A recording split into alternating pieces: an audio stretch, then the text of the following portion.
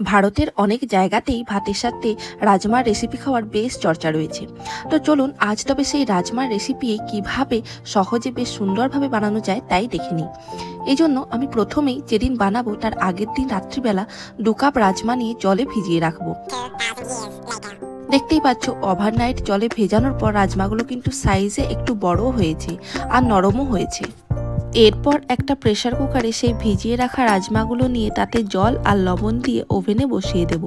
Overnight ভেজানো থাকলে মোটামুটি 5-6টা সিটি দিলেই রাজমাগুলো সেদ্ধ হয়ে যাবে, তবে 3-4 ঘন্টা বা আরও কম টাইম ভেজানো থাকলে 8-9টা সিটি দিতে হতে পারে। যাই হোক, দেখতেই পাচ্ছ রাজমাগুলো কিন্তু বেশ ভালোভাবে সেদ্ধ হয়ে গেছে। রাজমা সেদ্ধ হয়ে গেলে এরপর মশলা তৈরি করার জন্য দেখো এখানে পেঁয়াজ, রসুন, আদা, লঙ্কা, টমেটো নিয়ে নিয়েছি। এগুলো সব আমি পেস্ট করে নেব।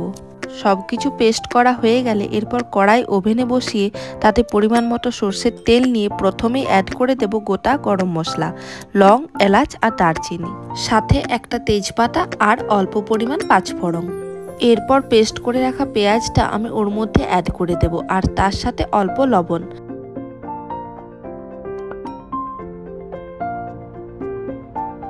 কিছুক্ষণ লো ফ্লেমে পেঁয়াজটা রান্না করার পর হালকা ব্রাউন কালার হয়ে এলে এরপর এক এক করে অ্যাড করে দেব রসুন আর আদার পেস্টটা, সাথে লঙ্কা কুচিগুলো।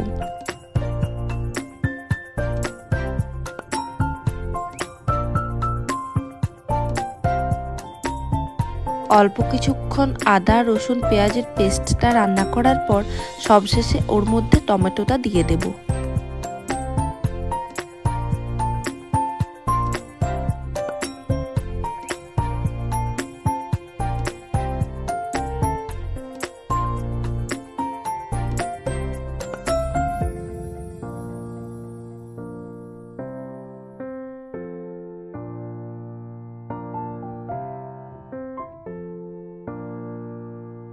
এরপর এক এক করে অ্যাড করে দেব হলুদ গুঁড়ো, জিরে গুঁড়ো, ধনে গুঁড়ো, গরম মশলা গুঁড়ো আর কাশ্মীরি লঙ্কার গুঁড়ো।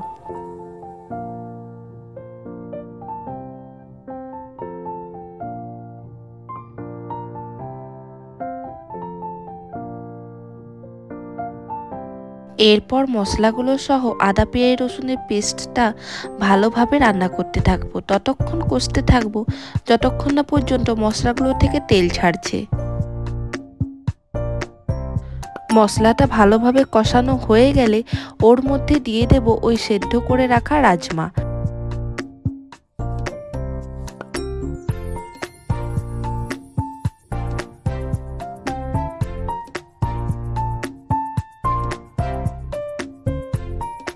তার সাথে সাথে রাজমা সেদ্ধ করে রাখা জলটাও ওর মধ্যে ঢেলে দেব।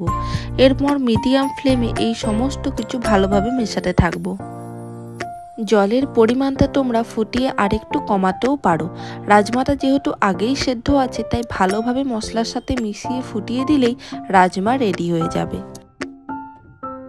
এখানে আর একবার কম বেশি লবণের পরিমাণটা চেক করে নেবেন। আর হ্যাঁ, অবশ্যই রাজমার রেসিপিটা নামানোর আগে তাতে 1 চামচ মতো ঘি অ্যাড করে দেব। এতে কিন্তু রেসিপির ফ্লেভারটা আরও খানিকটা বেড়ে যাবে।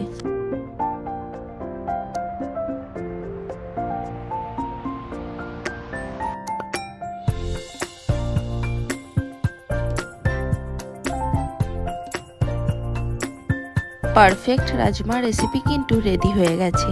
এভাবেই আপনারাও কিন্তু খুব সহজেই এই রেসিপি বাড়িতে বানাতে পারবেন। কেমন লাগলো অবশ্যই কমেন্ট করে জানাবেন। টাটা।